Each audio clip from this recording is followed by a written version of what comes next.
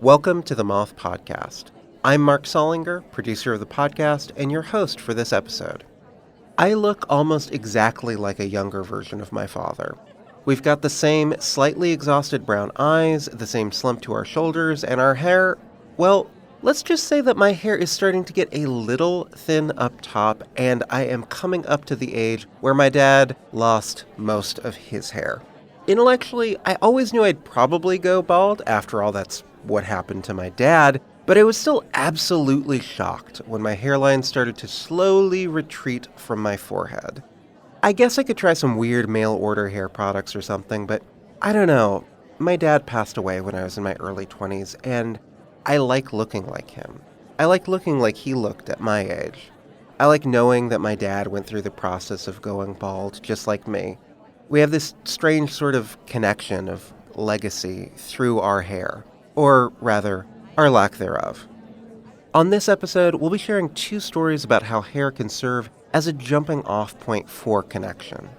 First up, we've got a story that starts in a salon and goes someplace entirely different. Heather Ray told this at an Asheville, North Carolina Story Slam, where the theme of the night was comfort zone. Here's Heather live at the Moth. Hi, I am a highly anxious person. Every day I wake up and I immediately start gagging. It's my body's way of rejecting being awake, and I think it's because it knows what my brain's about to do to us. I'm uncomfortable all of the time, but one of the things that makes me the most uncomfortable is having to ask for help. In 2016, I was living in Los Angeles, and I woke up one morning gagging as usual, and remembered that the day before I had gotten a terrible haircut. And I had been so upset about it that I couldn't do anything about it at the time. So I tipped her and I left. And as I looked in the mirror that morning and I saw that instead of the shoulder-length haircut with a few simple layers that I had requested, what I had received was Scarecrow from Wizard of Oz. So it was like little pieces of straw just hanging out. It was awful. So I had to call the salon, and I called them, and I'm crying, and surprisingly, they're just so nice about it. They're like, come on in, we'll fix it. And I'm like, can you make sure that other stylist isn't there? Because I'm mad at her, but also I don't want to make her feel bad. So they say that's fine. And I'm trying to get ready and get out the door, but every little thing is going wrong. Not big things, little things, Like I stabbed myself in the eye with my mascara wand. I stepped in fresh cat puke with a bare foot. I dropped my coffee on the way out the door. And the Santa Ana winds were blowing. They're the kind of wind that will get something in your eye even if you're wearing goggles. They're mean, They're also called the devil winds. So I finally leave the house, walk out into the devil winds with my pieces of straw flying around. I'm pissed. It's making it even worse. And I get to near the salon. I park 2 blocks away on a residential street. And I hop out of my car, leave my car door open. Good. I go to grab my car door. And as I'm extending my arm, whoosh, click. The Santa Ana winds, devil wind gusted my car door shut, which you might think, just open it, right? No, because what I had done when I opened my car door was hit that lock button, because I watch a lot of Law and Order. So I'm standing there on the side of the street, my car door is shut, it's locked, it's running, my phone's inside, my purse is inside. This moment, what I decided to do was throw my arms in the air, look at the sky, and scream, "Why?" And then I immediately started laughing crazily because I thought I was so funny for doing that. And I look across the street, and there's a lady there getting out of her car. She's clearly witnessed it. She just looks at me and says, "Hey, do you need help?" Yes, angel lady of the devil winds, absolutely I do. Please come and help me, And so she comes over and she lets me borrow her phone. I call a friend. They're going to come help with an extra car key or something, but they're going to be 30 minutes. By the time I'm off the phone, this angel lady of the devil winds has waved down a man in a white truck full of tools, because there's always a guy in a white truck full of tools in LA. So she's talking to him in Spanish, explaining the situation. He comes over to my car with a crowbar and a stick of bamboo. The idea is he's going to crowbar the top part of my door open. She's going to stick the bamboo down in there and push the unlock button. But the angle is weird. She can't get it from there. And she just looks at me and goes, "I'm going to get on top of your car." And I said, "Okay." So she's on top of my car. The guy's crowbarring it, but there's a glare. She's having a hard time getting it in the right angle because of the sun. It's going down. A girl is walking down the street. She looks curious. She's like, "What's up here?" I tell her what's going on. She's like, "I don't know what I could do to help, but I'm going to get coffee down the street if you guys want some. And also, it's by the salon if you want me to tell them what's going on with you." Excellent. Amazing stranger. Thank you. Thank you, second angel. Okay?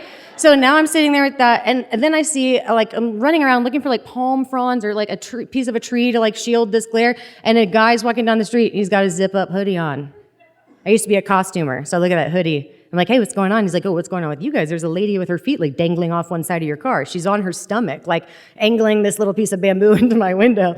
And he's like, oh, absolutely, you can use my hoodie. And he's over there holding the glare. So the girl's back with the coffee by now. So what happens is my friend rolls up, and she has her window rolled out, and she sees me standing there holding an iced coffee. Guy with the crowbar crowing my window open. Lady on top of my car, feet dangling, angling the bamboo down into the window. And we've got iced coffees, the guys with the hoodie. And Paco looks at me and goes, you know any of these people? I said, no. She just went, typical. She goes to park her car and come back. Within those few seconds she's doing that, I hear them behind me exclaiming, they've done it. They unlocked my car.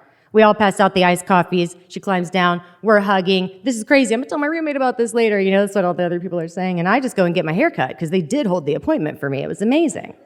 Well, one thing that happened was that the guy with the crowbar had been really concerned that I was going to get my car messed up by having him do that, and he was right. So for years after that, every time I drove on the interstate, the whistling, it killed me. The rain would drip into the seatbelt well, and I'd have a wet seatbelt. And every time I got pissed about one of those things, I would remember that time those 4 strangers helped me in a time where I really, really needed it, and I didn't even have to ask. Thank you.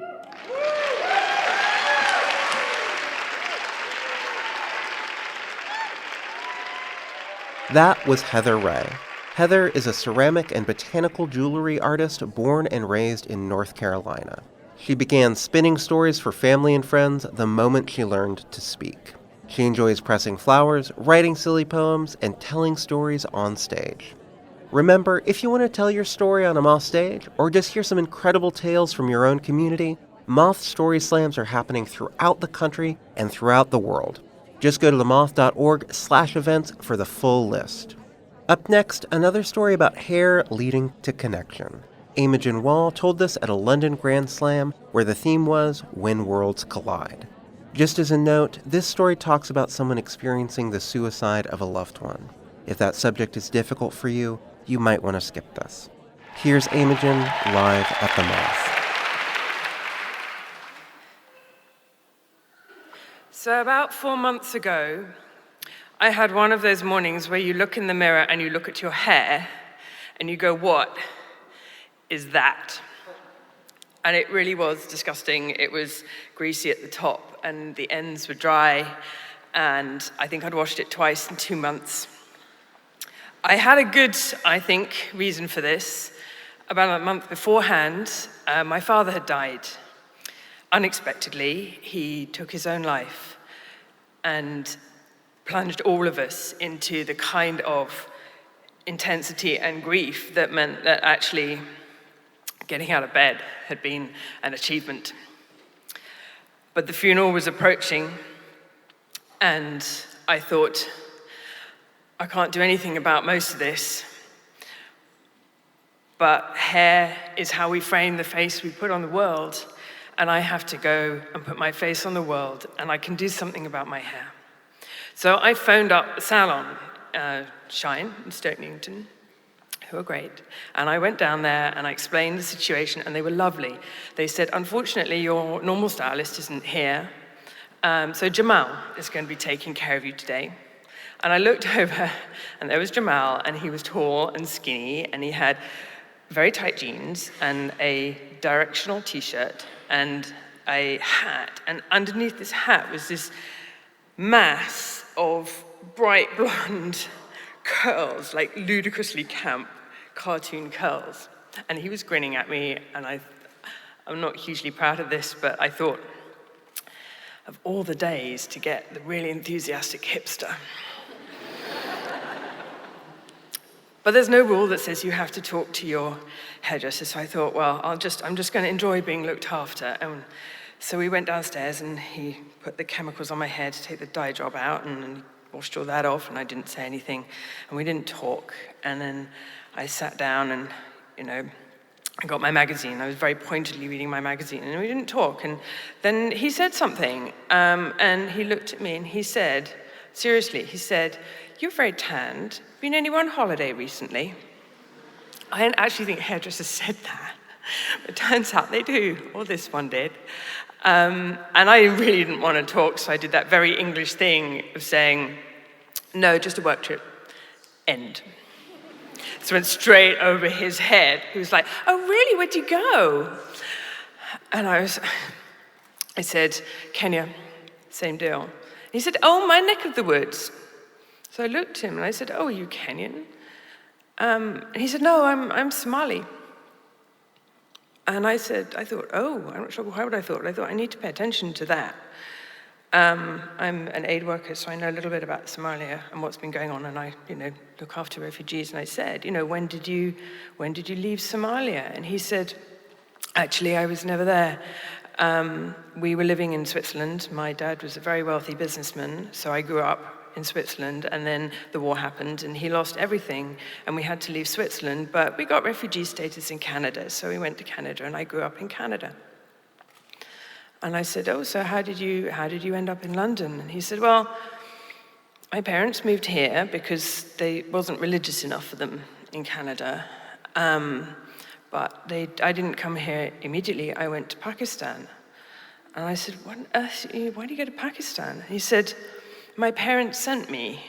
I'm gay. They don't like that so much.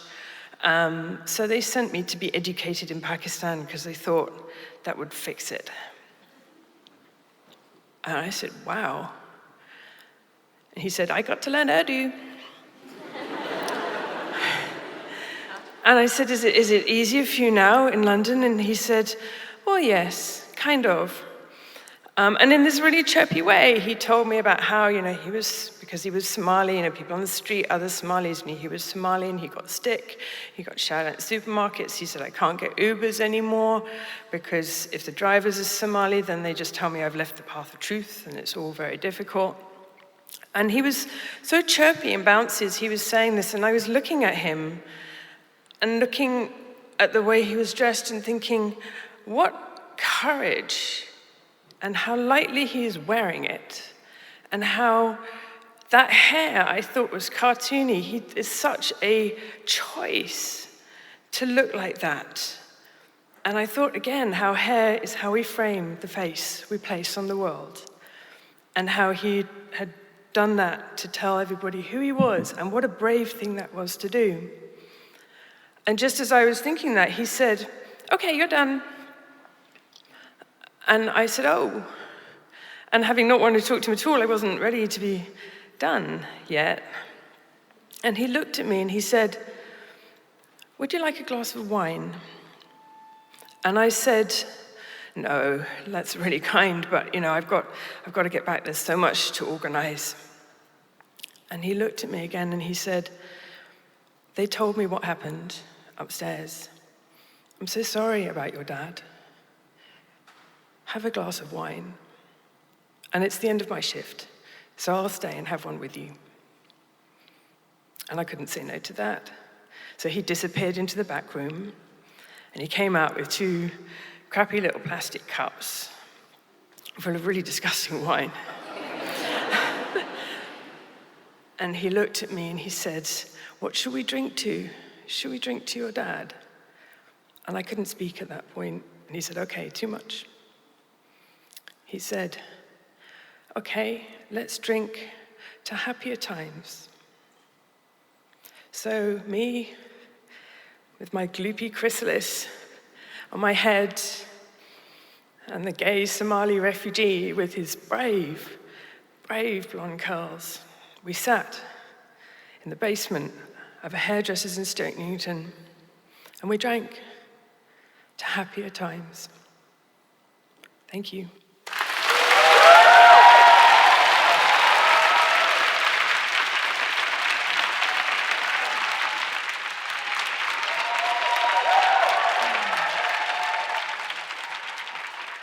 That was Imogen Wall. Imogen is a humanitarian by instinct and profession, a former humanitarian aid worker, now therapist and mental health specialist. She's the daughter of Sir Nicholas Wall, senior judge of the Family Division and campaigner for women's rights, adored father, husband, and grandfather. Imogen wanted to say that everything she does now is with her father in mind. Rest in power. If you or someone you know is experiencing suicidal thoughts, you can call 988 in the U.S. for free and confidential support. That's it for this episode. From all of us here at The Moth, we hope you have a story-filled week.